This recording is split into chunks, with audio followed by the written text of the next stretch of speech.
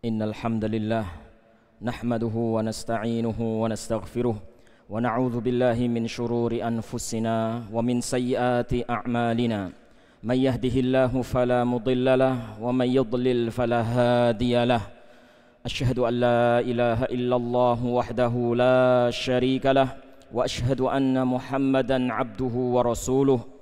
Sallallahu wa sallama wa baraka alaihi wa ala alihi wa sahbihi wa man tabi'ahum bi ihsanin ila yaumiddin. Ayyuhal muslimun, usikum wa nafsi bi taqwallah. Qala Allahu azza wa jal, ya ayyuhalladzina amanu taqullaha haqqa tuqatih wa la tamutunna illa wa antum muslimun. Amma ba'd. Kaum muslimin jamaah salat Jumat rahimakumullah. Kita semuanya hidup di suatu negeri yang mayoritas penduduknya adalah beragama Islam. Sehingga kita menjumpai di negeri kita ini banyak sekali hal-hal yang berlabelkan Islam. Ada umat Islam, ada tokoh Islam, ada organisasi Islam, ada lembaga pendidikan Islam, ada badan usaha Islam, ada partai Islam, dan lain-lain. Seiring dengan pesatnya media, baik itu media massa maupun media sosial, hal-hal yang berlabelkan Islam ini sering disorot, sering diberitakan, sering dijadikan sebagai bahan perbincangan, bahan diskusi pro dan kontra. Baik perbincangan-perbincangan atau pemberitaan-pemberitaan itu adalah pemberitaan dari sisi positifnya ataupun dari sisi negatifnya, dari sisi terangnya maupun dari sisi gelapnya. Mudah sekali bagi umat untuk mengetahui berita-berita tersebut. Nah, kaum muslimin yang dirahmati Allah Subhanahu wa taala, berkenaan dengan hal itu, maka ada satu konsep yang perlu untuk difahami oleh semua kaum muslimin, yaitu bahwasannya Islam dan hal-hal yang berlabelkan Islam tidaklah sama. Islam dan hal-hal yang berlabelkan Islam tidaklah sama. Adapun Islam, maka Islam itu adalah agama, agama yang suci, agama yang diridhoi oleh Allah Subhanahu wa taala, dan agama yang terjaga, agama yang maksum. Itulah Islam. Allah Subhanahu wa taala berfirman, innad dina indallahil Islam. Sesungguhnya agama yang diridhoi di sisi Allah Subhanahu wa taala adalah Islam. Agama ini terjaga, tidak mungkin salah, tidak mungkin keliru. Allah berfirman, inna nahnu nazzalna dzikra wa inna lahu lahafizun. Sesungguhnya kamilah yang menurunkan Al-Quran dan kami pula yang menjaganya. Ya, Al-Quran, sumber agama Islam ini, mendapatkan penjagaan dari Allah Subhanahu wa ta'ala. Tidak mungkin salah, tidak mungkin keliru. La ya'tihil batilu min baini yadaihi wala min khalfihi tanzilum min hakimin hamid. Tidak mungkin ada kesalahan, kebatilan sedikit pun dari sisi depan, dari sisi belakang. Tidak ada kebatilan yang menyusupinya, karena dia berasal dari Allah Subhanahu wa ta'ala yang maha bijaksana dan lagi maha terpuji. Itulah Islam, kaum muslimin, agama yang maksum, agama yang terjaga kemuliaannya. Adapun hal-hal yang berlabelkan Islam, entah itu umat Islam, tokoh Islam, lembaga pendidikan Islam, organisasi Islam, partai Islam, maka itu semuanya tidaklah maksum, tidak terjaga. Artinya mungkin saja mereka itu terjadi pada mereka kekeliruan, kesalahan, penyimpangan. Itu sangat mungkin sekali, kaum muslimin yang dirahmati Allah Subhanahu wa ta'ala. Dan banyak hal yang menunjukkan akan hal itu dari sabda Nabi kita Muhammad sallallahu alaihi wasallam. Di antaranya adalah sabda beliau, kullu bani Adam khata'. Setiap anak cucu Adam itu banyak salah. Setiap anak cucu Adam itu banyak salah. Bukan hanya bersalah, tapi banyak salah. Semua cucu Adam, semua anak cucu Adam. Jika memang demikian Rasulullah Shallallahu Alaihi Wasallam menerangkan kepada kita semua anak cucu Adam, berarti itu mencakup umat Islam juga. Mungkin saja mereka keliru, mungkin saja mereka salah. Kemudian juga di dalam hadis yang lain Nabi kita Shallallahu Alaihi Wasallam bersabda, wasataftariku ummati ala 73 firqah, dan umatku akan terpecah menjadi 73 golongan. Berpecah bukanlah sesuatu yang terpuji, berpecah adalah sesuatu yang tercela. Tapi Rasulullah Shallallahu Alaihi Wasallam mengkabarkan bahwasannya itu pasti terjadi, perpecahan itu pasti terjadi di tubuh kaum muslimin. Jadi itulah kaum muslimin yang dirahmati Allah Subhanahu Wa Taala. Perbedaan antara Islam dan hal-hal yang berlabelkan Islam. Islam sudah pasti benar, Islam terjaga. Tapi hal-hal yang berlabelkan Islam itu tidaklah maksum, tidaklah terjaga. Mungkin saja terjadi kekeliruan, mungkin saja terjadi kesalahan. Apa faedah dan pelajaran yang bisa kita ambil dari konsep ini kaum muslimin yang dirahmati Allah Subhanahu Wa Taala?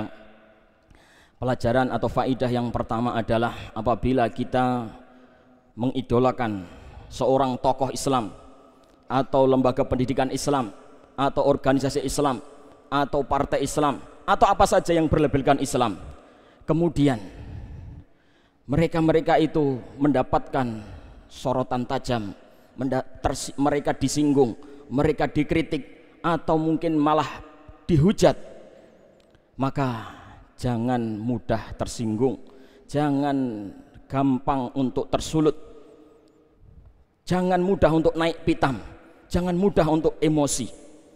Jangan pula menganggap bahwasannya kritikan-kritikan itu, serangan-serangan itu, hujatan-hujatan itu adalah hujatan kepada Islam. Belum tentu itu hujatan kepada Islam. Mereka yang mengkritik, mereka yang menyinggung, yang menyorot tajam hal-hal yang berlabelkan Islam tadi, bisa jadi mereka itu menyinggung atau mengkritik pribadi seorang tokoh, mengkritik sebuah lembaga.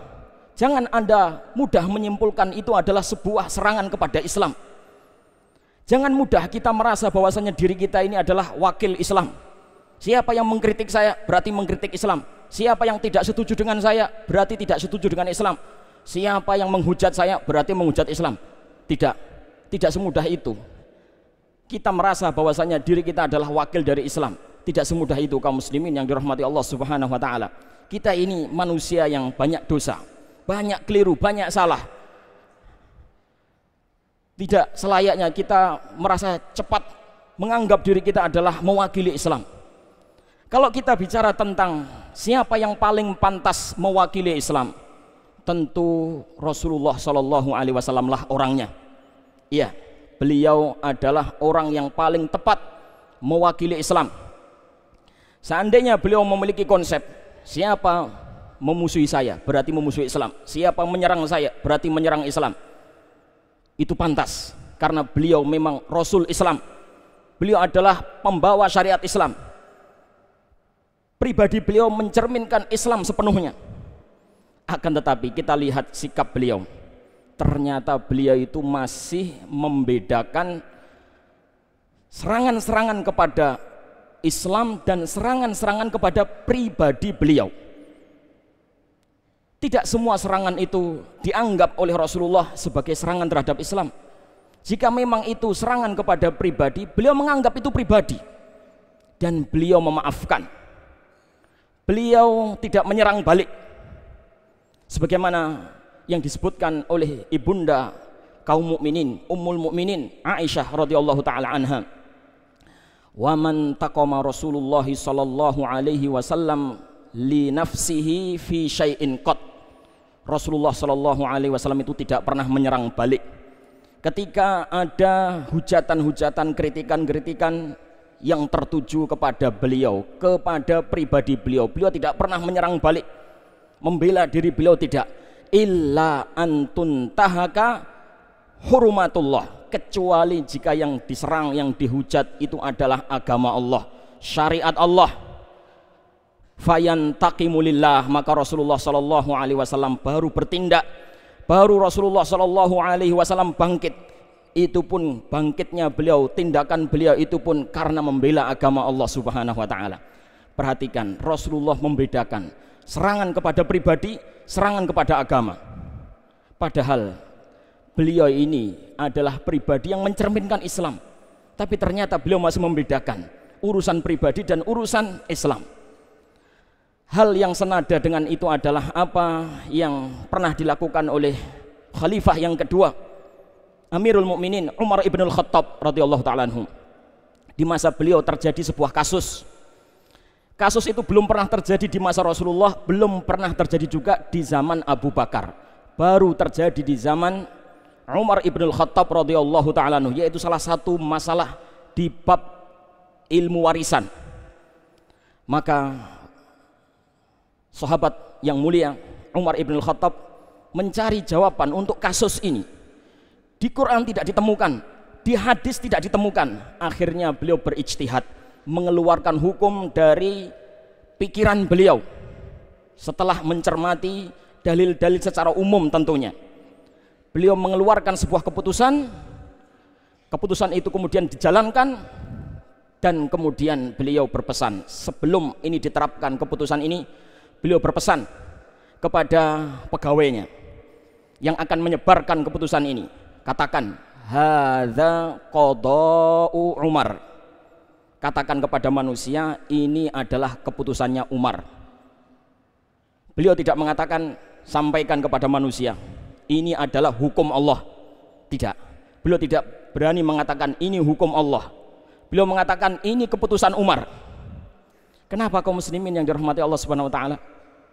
Beliau khawatir kalau keputusan itu belum bisa mewakili Islam, kalau ijtihad itu belum bisa mewakili hukum Islam. Beliau khawatir itu. Memang ini permasalahan ijtihadiyah, tidak ada di Quran dalil khususnya, tidak ada juga di hadis dalil khususnya. Beliau menetapkan dengan ijtihad beliau sendiri, takut salah, takut tidak bisa mewakili Islam. Makanya beliau mengatakan ini keputusannya Umar, jangan mengatakan keputusan Islam, hukum Islam. Padahal kaum muslimin yang dirahmati Allah Subhanahu wa taala, siapa beliau? Beliau adalah manusia terbaik pada saat itu. Di saat Rasulullah sudah wafat, di saat Abu Bakar radhiyallahu taala sudah wafat, maka beliau Umar ibn Khattab adalah orang nomor satu saat itu. Seandainya beliau ini tampil sebagai wakil Islam, tentu pantas-pantas saja. Tapi beliau tidak serta-merta menganggap dirinya wakil Islam. Siapa yang mencela, siapa yang mengkritik saya berarti mengkritik Islam. Tidak semudah itu merasa diri bahwasanya kita sudah menjadi wakil dari Islam. Demikianlah kaum muslimin yang dirahmati Allah Subhanahu wa taala. Barakallahu li wa lakum fil Qur'anil azim wa nafa'ani wa iyyakum bima fihi minal ayati wadh-dzikril hakim. Aqulu qawli hadza wa astaghfirullah ta'ala li wa lakum.